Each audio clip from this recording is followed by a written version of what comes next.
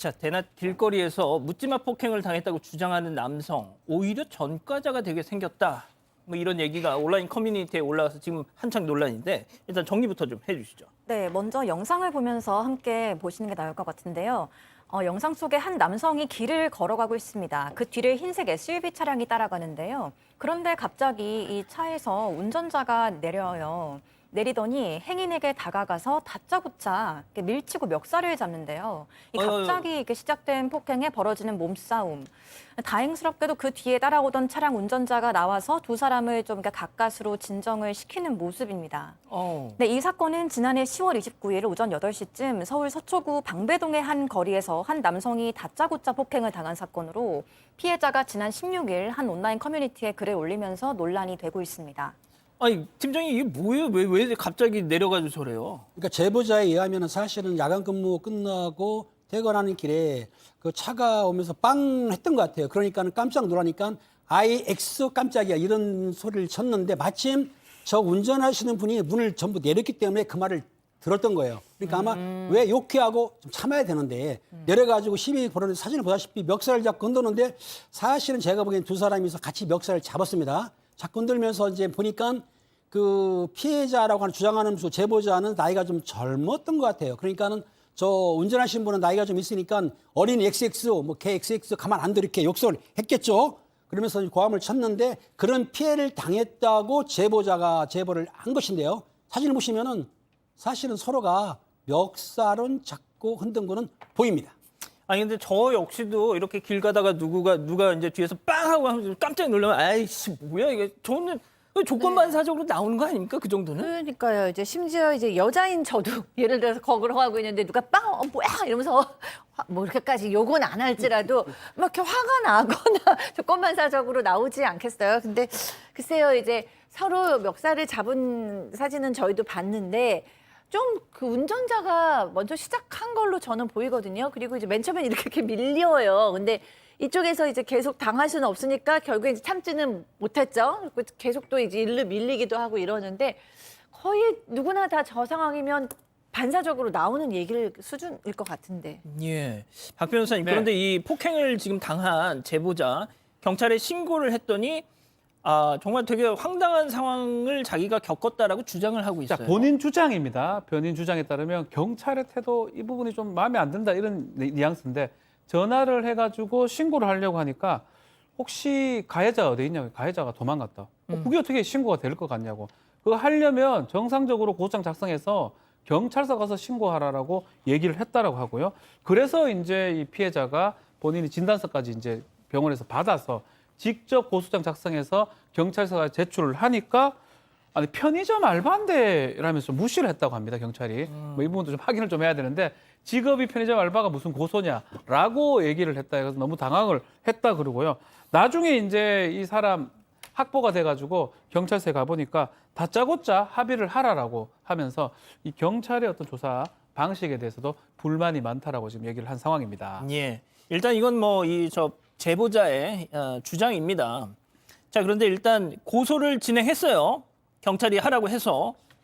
자, 그랬더니 차에서 내려서 지금 제보자를 저렇게 만든 그 차주 오히려 야 그럼 나도 너 고소할 거야 뭐 이랬다는 거죠 지금. 네, 가해 운전자는 피해자가 욕을 해서 원인을 제공한 거고 서로 폭행 없이 멱살만 잡았다면서 쌍방 폭행을 또 주장했습니다.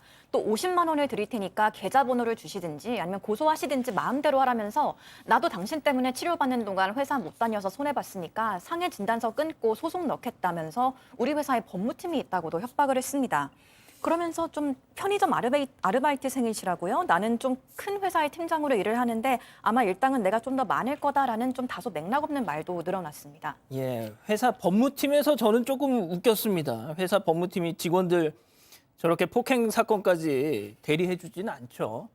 자, 뭐가 됐든 그럼 여기서 이번 사건의 체크포인트. 일단 이 제보자가요. 결국엔 쌍방 폭행으로 입건이 됐습니다. 체크포인트 짚어보죠. 자, 리빙 포인트 뒷짐지고 맞아라라고 저희가 정해봤는데 결국 지금 먼저 이렇게 습격을 당한 쪽도 지금 입건이 됐어요. 그렇죠.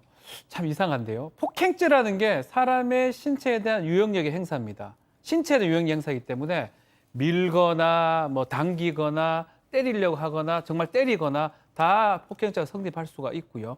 지금 당연히 지금 운전자는 당연히 폭행죄 될 수가 있습니다. 예. 과연 이 제보자 폭행을 당한 것처럼 보이는데 폭행죄가 되는 게 맞느냐, 정당방위 아니냐 이런 얘기를 할 수가 있는데 이제 문제는 우리 정당방위 인정폭이 상당히 아주 좁고요. 거기에다가 경찰의 설명에 따르면 이렇게 했다고 합니다. 아, 이거 멱살 잡혀서 팔만 잡고 저항한 게 왜 폭행이냐라고 제보자가 얘기를 하니까 뒷짐지고 10분이고 20분이고 맞아야지 정당방위가 인정된다면서 여기 미국 아니다라고 하면서 결국 이 사람도 폭행죄로 구약식으로 벌금 50만 원 폭행죄 선고를 받았다고 하는데요.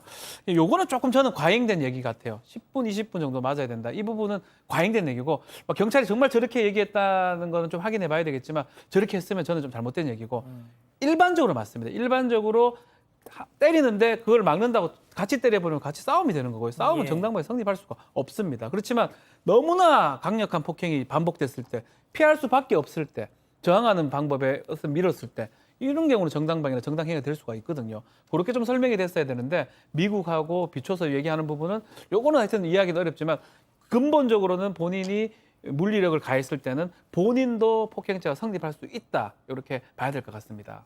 자, 그럼 일단 뭐 저희가 이제 경찰의 워딩이라고 지금 소개하고 있는 내용은 제보자의 주장입니다. 근데 이거를 뭐 녹취가 있거나 그런 상황은 아니라서 일단 저희가 주장이라고 전제를 하겠습니다. 자, 일단 그럼 여기서 제보자 목소리 계속 억울함을 피력하고 있는데요. 한번 들어보시죠.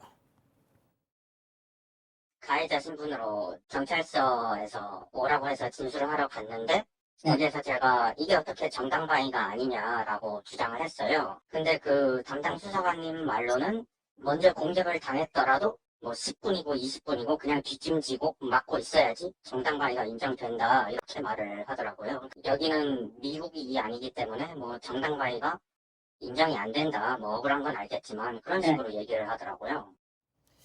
자, 팀장님, 예. 일단 2020년 대전지법의 한 판사님이 그때 이런 얘기를 하셨더라고요. 싸움이 나면 무조건 맞아라. 이거는 지극히 후진적이고 참담한 법률 문화의 단면이다. 이러면서 이 판사는 그때 이런 쌍방 사건에 있어서 먼저 맞은 사람한테 유리하게 판결을 했어요. 아니, 이건 진짜 이거는 저는 항상 저희가 외신 같은 거 소개하면서도 보면 미국에서는 딱 하면은 정당한 상황에서 딱 하는 건 다 이해를 해주고 막 그러지 않습니까? 우리나라는 미국이 아니기 때문에 경찰이 사실상 진짜 똑같이 아니 말씀하시네요. 맞습니다. 왜냐하면 예. 실제적으로 싸움에 대해서는 정당방위 인정을 안 합니다. 무슨 말이냐면 내가 10대를 맞고 한 대 때리면 이건 하는데 같이 멱살 잡으면 폭행죄로 하든지 폭행치상으로 하는 거예요. 그런데 문제는 있습니다. 아까 경찰관이 20분을 맞아라 이건 아니거든요. 피할 수도 있고 상대방이 때리는 걸 방어할 수는 있습니다. 만약에 흉기를 들었을 때 흉기를 떨어뜨렸을 경우는 관계 없고 또 절도음이나 강도하고 대항했을 때 상대방을 폭행해도 관계는 없지만 일반 싸움에서 같이 멱살을 잡았을 때 내가 많이 때릴 수도 있고 맞을 수도 있는데 요거는 경찰은 입건할 수밖에 없어요. 그래서 검찰에 넘기면 검찰에서 재판에 가서 무죄 받을 수는 있지만 변호사님 아시겠지만은 싸움에 관해서 같이 싸웠는데 내가 많이 맞았다 그래가지고 무죄 받은 적은 거의 없을 겁니다. 이런 상황이 생겼던 거죠. 예. 소장님 결국 그 경찰의 대응에 대해서 불만을 갖고 또 민원 제기까지 했네요. 이 제보자분이. 네, 그렇습니다. 민원 제기를 했는데 문제는 이 민원 제기도 받아들여지지가 않았어요. 왜냐하면 당시 응대했던 경찰한테 확인해 보니까 그렇게 얘기한 적이 없고 그다음에 이제 CCTV는 기간이 만료돼서 확인이 안 되니까 녹취한 게 있었으면 그 녹취한 것을 가져와라라고 얘기를 한 거예요. 근데 이 민원인은 도대체 일반 시민이 경찰서에 가는데 누가 녹취를 하겠냐라고 얘기를 했는데 글쎄요. 제가 보기에는 상당히 좀 마음에 상처가 있고 억울할 것 같거든요. 근데 뭐 글쎄요. 일반 시민과 또 실제의 경찰의 어떤 또 상황은 많이 좀 틀린가 보다라는 생각이 드네요. 박 변호사님 뭐 예. 일단 마지막으로 좀 정리해 주시죠. 일단 이분 지금 경찰 공무원 준비를 하는 학생이라고 하니까 이런 전과가 생기면 나중에 경찰 공무원 되는데 지장이 있을 가능성이 매우 높겠죠. 약식을 받았는데 일주일 이내 정식 재판 청구를 할 수 있고 본인 정식 재판 청구를 했다고 합니다. 예. 예전 기준으로 보면 이게 정당방위 인정이 많이 어려웠어요. 그 이유 중에 하나가 뭐냐면 영상을 볼 수가 없습니다. 그래서 어떤 글로 그 표현을 보고 재판부나 수사기관이 하다 보니까 정당방위 어려웠는데 최근에는 정당방위나 또 소극적 저항행위 막는 과정에서 어떤 물리력 행사 이렇게 정당 행위로 인정하는 경우가 꽤 있거든요. 저 사건 뭐 저거만 봐서 판단하기 쉽지는 않지만 정식 재판 과정에서 네, 정당방위다. 나 소극적으로 막는 과정에서 물리력이 행사됐다. 주장을 예. 하면 저는 충분히 가능성이 있다. 재판 판사에 따라서 판사가 봤을 때 저거 다짜고짜 지금 먼저 저기 차주가 운전자가 폭행을 아니, 깜짝 가했던 놀라서, 거거든요. 깜짝 아이씨, 놀라서 이렇게 뭐야, 되는 뭐 거니까 이랬는데. 그런 부분이 반영이 된다 그러면 일부 뭐 예컨대 무죄가 될 가능성이 있기 때문에 그 부분 다퉈봐야 될 것 같습니다. 알겠습니다. 지금 검찰 공무원 준비를 하는 분이래요, 제보자가. 그러니까 뭐가 됐든 억울한 일 없게 나중에 뭐 공무원 시험 준비를 위해서라도